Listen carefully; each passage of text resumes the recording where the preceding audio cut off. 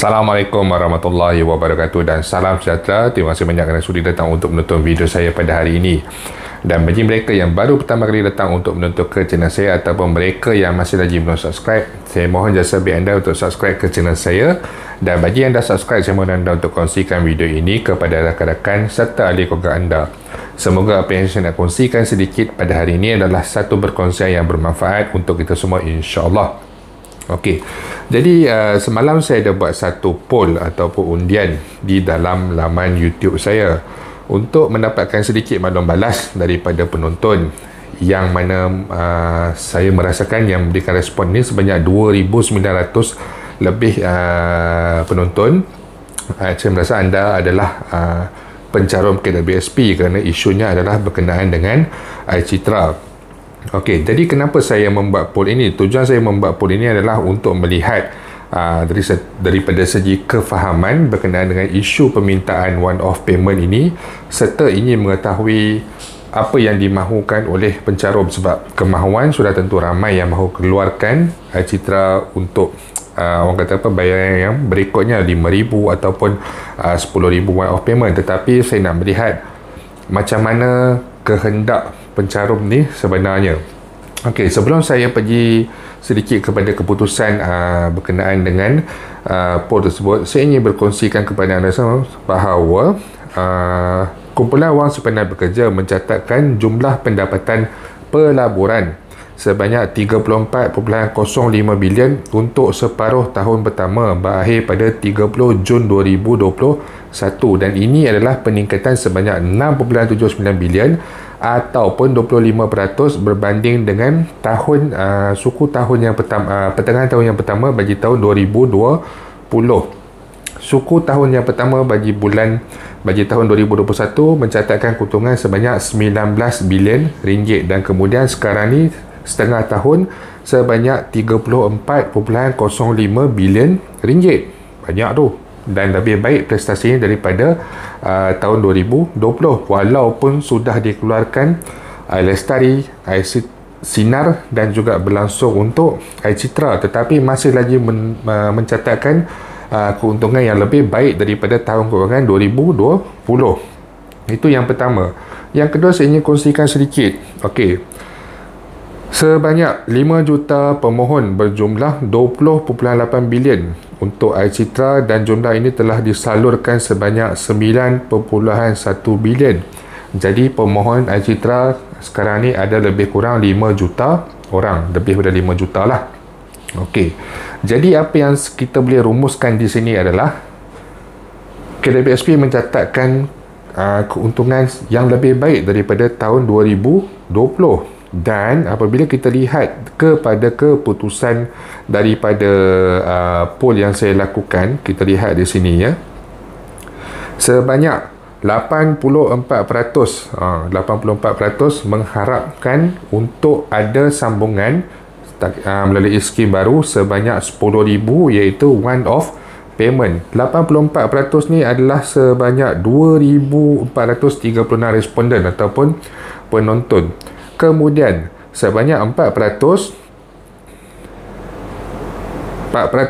ni tak nampak pula, secara bulanan dalam skim baru. Jumlah ini adalah agak rendah, sebanyak 116 responden. Mungkin ramai yang lebih kurang berminat dengan kaedah pembayaran secara bulanan. Okey, kemudian sebanyak 9% pula mahukan ataupun mereka ini faham permohonan asal, iaitu sebanyak tambahan lagi sebanyak 5,000. Tapi 5,000 tu mereka mengharapkan secara one-off payment, dan 9% ni adalah sebanyak 261 responden. Yang terakhir sekali yang merasakan tidak ada keperluan untuk pengeluaran Air Citra ni untuk tambahan dia sebanyak 3% ataupun 87 orang. Jadi di sini keputusan ni menunjukkan ramai yang mahukan pembayaran secara one-off. Tak kisahlah 5,000 ataupun 10,000, tetapi apa yang rakyat harapkan, pencarum mengharapkan adalah pengeluaran secara one-off. Dan kemudian kita boleh lihat juga, boleh dikatakan mereka juga tidaklah terlalu, orang kata apa, kisah sama ada perkara ini disambung dalam skim Air Citra ataupun dibuatkan di dalam skim yang baru, asalkan pengeluaran ini tidak ditetapkan dengan sebarang syarat. Dan jika kita lihat daripada prestasi kewangan KDBSP pada tahun pertengahan tahun ini, ia menunjukkan KDBSP sebenarnya ada kebolehan untuk meneruskan program, sama ada program baru ataupun program sedia ada iCitra. Dan walaupun permohonan asal adalah sebanyak 10,000 one-off payment, maksudnya tambahan 5,000, tetapi jika diberikan, dan sebab rakyat banyak yang meminta, bukan rakyat, pencarum banyak yang meminta untuk 10,000 lagi satu pengeluaran secara one-off, sebenarnya daripada sini saya dapat lihat dan saya dapat rumuskan bahawa sebenarnya pihak KDBSP mampu untuk melaksanakan perkara ini. Yang menjadi halangannya adalah disebabkan isu pembayaran yang diminta secara one-off. Dan jika kita lihat daripada sini, untuk pengeluaran iCitra itu saja sudah orang kata secara total je, walaupun belum dibayar secara habis, totalnya adalah lebih pada 20 bilion. Jadi jika diwujudkan skim baru dan dilaksanakan secara one-off payment, jumlah yang perlu disediakan oleh pihak KDBSP adalah sangat tinggi, lebih daripada 20 bilion. Kalau kata maksudnya satu kali ganda lah, maksudnya pihak KDBSP perlu menyediakan sebanyak 40 bilion ringgit. Jadi apa yang saya nak cadangkan di sini adalah, walaupun mungkin orang kata persediaan untuk belanjawan sudah pun disediakan, tetapi saya mengharapkan ada orang kata pertimbangan daripada pihak Kementerian Kewangan agar relevan sebenarnya untuk diluluskan sebanyak RM10,000 ini. Tetapi jika ianya sukar untuk dilaksanakan secara one-off payment, saya masih berpandangan bahawa bayaran secara bulanan adalah pilihan yang terbaik.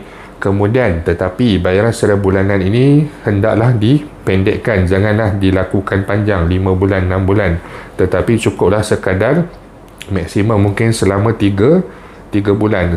Sebulan bayar 3,000, bulan kedua 3,000, dan bulan ketiga bayar 4,000 sebagai contoh. Habis 10,000, kerana amount yang lebih besar dapat membantu pencarum yang dalam keadaan memerlukan untuk menyiapsediakan diri mereka dan juga keperluan asas mereka. Malah banyak yang saya lihat komen yang mengadu untuk menyelesaikan hutang. Ada yang hutang tertunggak, sewa rumah tertunggak, keperluan asas harian isi rumah, malah ada juga persediaan untuk bersekolah. Walaupun sebagai contoh, sekolah diberikan kelonggaran dari segi uniform dan sebagainya, tetapi sudah tentu wang diperlukan dari segi perbelanjaan perkara-perkara yang lain. Memang ada tulis semua sudah ada, tapi keperluan harian untuk perbelanjaan sekolah anak itu sendiri sangatlah diperlukan. Dan sebenarnya kalau mereka mempunyai anak yang ramai, perbelanjaan tersebut adalah sangat tinggi. Jadi apa yang diharapkan, kerajaan dapat meluluskan untuk pengeluaran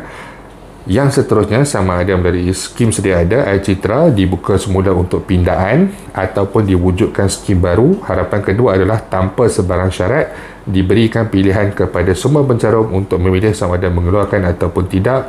Dan yang ketiga adalah, kalau boleh, kalaulah tidak diluluskan terlalu banyak, mungkin ada pertambahan sekitar 3,000 atau 4,000, itu kita harapkan bayaran secara one-off payment. Tetapi jika diluluskan insyaAllah RM10,000 sebagai contoh, kita mengharapkan jumlah bayaran bulanan tu dipendekkan dari segi bulannya, tetapi ditingkatkan dari segi bayarannya. Perkara ini sangat tidak mustahil, dan jika kita lihat daripada skim-skim yang sedia ada sebelum ini, semuanya kelihatan boleh dilakukan. Malah apa yang penting, KDBSP tidak mencatatkan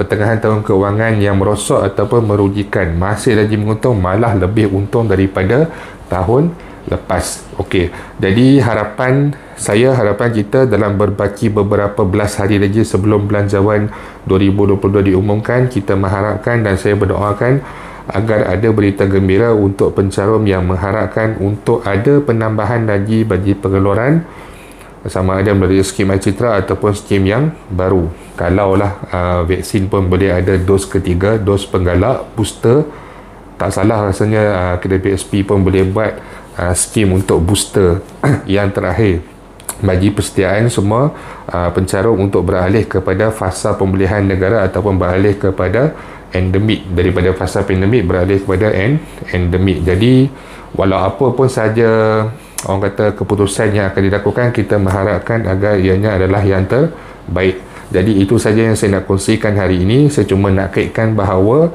KWSP mempunyai kebolehan untuk melaksanakan program pengeluaran yang berikutnya berdasarkan laporan keuangan yang telah pun dikeluarkan. Dan saya mengharapkan penonton-penonton di dalam video ini tidaklah perlu menyalahkan Tengku Zafrul dan sebagainya, kerana beliau hanya melaksanakan tugas untuk mencari kaedah ataupun satu penyelesaian yang baik. Keputusannya tetap kepada kepimpinan tertinggi, bukan Tengku Zafrul yang membuat keputusan.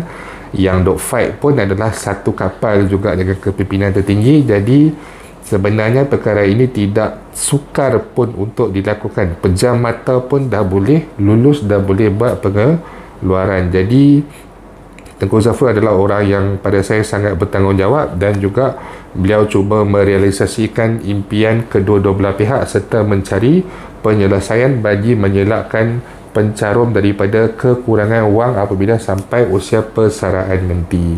Jadi itu saja yang saya nak highlightkan pada sesi penghujung ini. Itu saja juga sedikit perkongsian panjang lebar saya pada hari ini. InsyaAllah jika ada sebarang perkembangan terbaru, saya akan berkongsikan kepada anda semua.